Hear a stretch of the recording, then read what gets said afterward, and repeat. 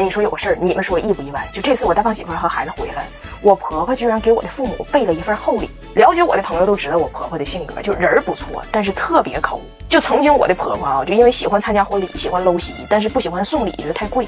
赶上有一次圣诞节，商场土司机打半价，我婆婆直接买了半打，就土司机烤面包片那种的，合人民币150块钱，我婆婆买了半打，全在仓库放着。之后那10年特别热衷于参加婚礼，好送出她这个廉价土司机。哎妈，那土司机才有劲呢。那面包片如果要是薄点的话，好，头5秒还是烤吐司，到第6秒就是烧冥币啊，直接就冒烟了，就灰飞烟灭了。就都说就是婚姻是爱情的坟墓，我婆婆上坟的时候还给人烧纸。加拿大本来结婚率就低，就那几年没人敢结婚的。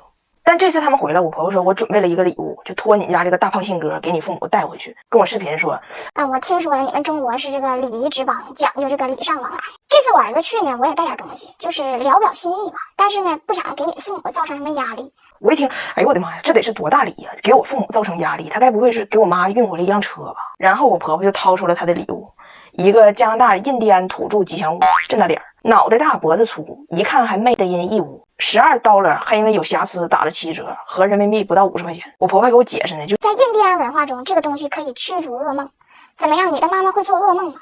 我说我的妈妈会做了你 ，You are my mother's 大噩梦。然后我就赶紧偷摸跟我大胖媳妇说，我说这东西你就别往回拿了，你就随便找个借口，你就说礼物太贵，路上被摸了，东西太沉，影响飞机颠簸了，文物涉嫌玛雅遗址被海关稽查收割了。他啥也不拿吧，你好歹还可以怪成文化差异。他拿这个来，那就是破坏双边关系，破坏双边关系。我婆婆说我还没完事呢，我还有一份大礼，这次居然破天荒的给我老公一份家产，一个吹风机，出土于2003年。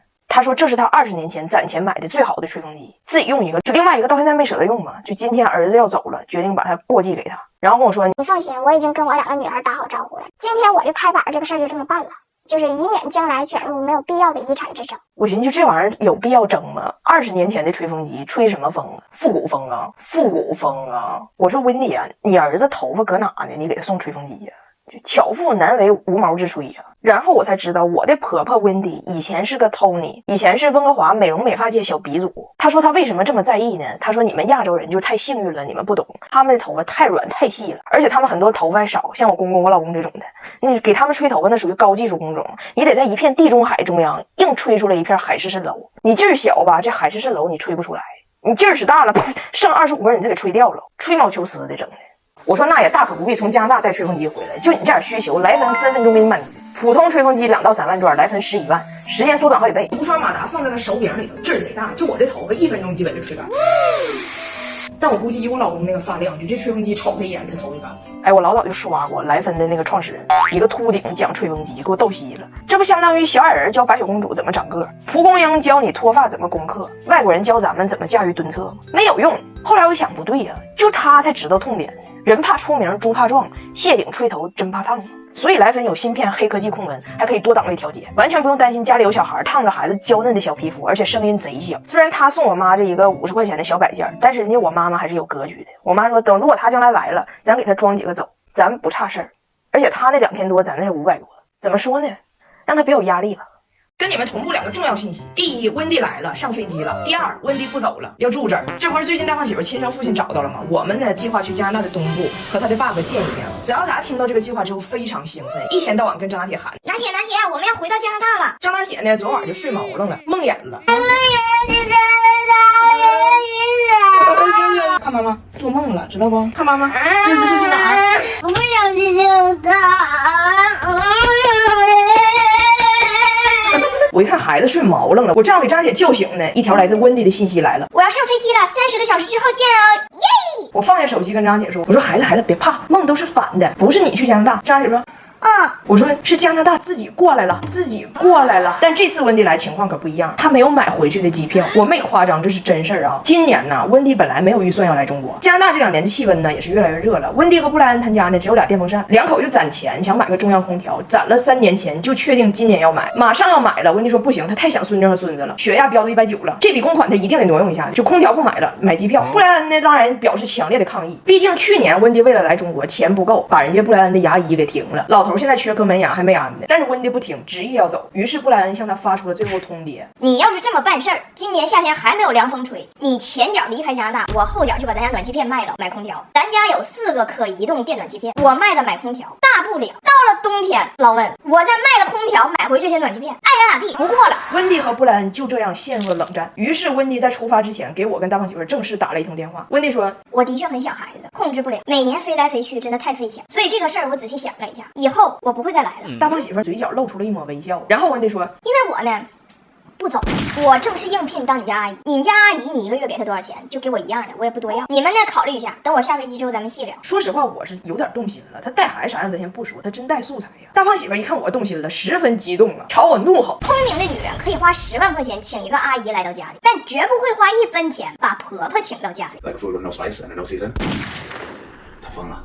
大胖媳妇这是满心不理解，她说我啥不能干的，你找她干啥呀？省钱还得看我，买东西沃尔玛88毫一节就够了，不凑单不用等，其他购物节没得比。这榴莲冰淇淋4个才19块9%，100%动物奶油芝士蛋糕19块9，沃尔玛都能教会老外咋省钱。但是有一个大问题呀，我说温迪啊，我们准备趁着暑假全家去加拿大的东部看一下大胖媳妇的亲生父亲，也就是你的前男友，那么你咋办呢？温迪说：我一起去啊，孩子在哪儿我在哪儿，我是阿姨呀，而且加拿大我多熟悉啊，那有啥不能去的？现在温迪上飞机了，布莱恩在加拿大的酷暑中煎熬，越想越觉得哪儿不对，忍不住给大胖媳妇发来了信息。布莱恩说：这个事儿我咋想咋觉得哪儿不对。我在加拿大的西部没有空调，钱让你妈花了，去中国找你们去了，然后你们带着她去加拿大的东部找她前男友去了。你说这个事儿其实里外里是不是就是我在西边攒了3年钱，送我媳妇儿上东边找老头找老头？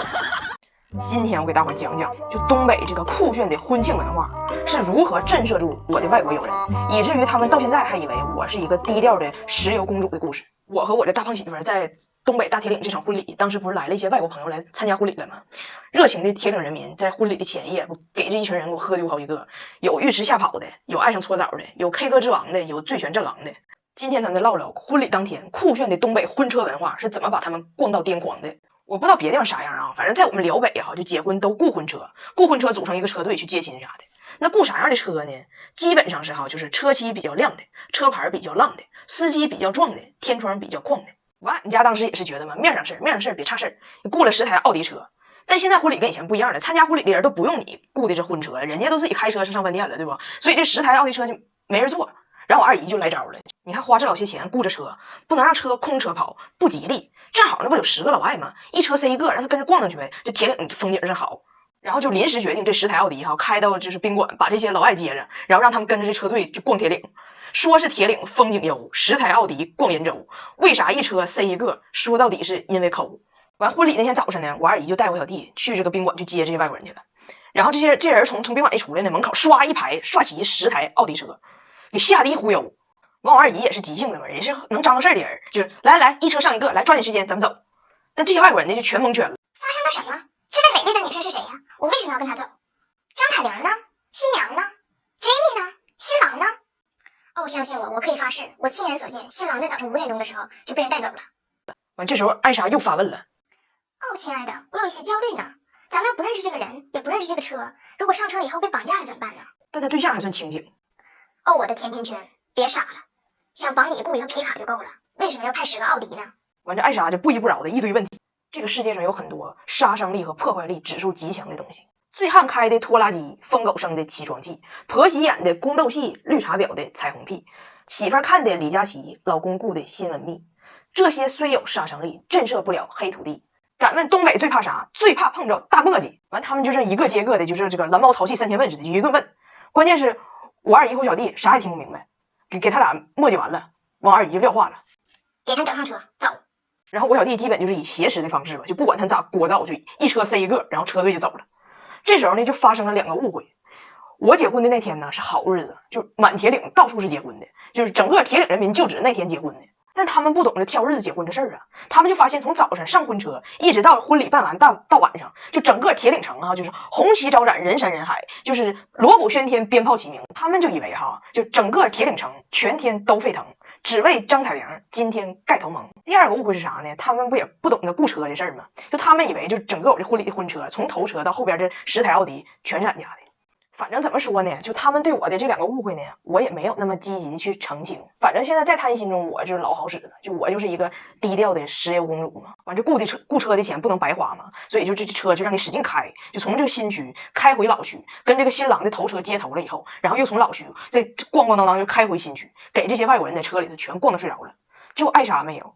这婚礼不是会收到一些红包吗？就我二姨为了保险起见，就让我二姨夫回家去取他家那大保险箱，然后呢，我二姨夫就不小心被落到老区了。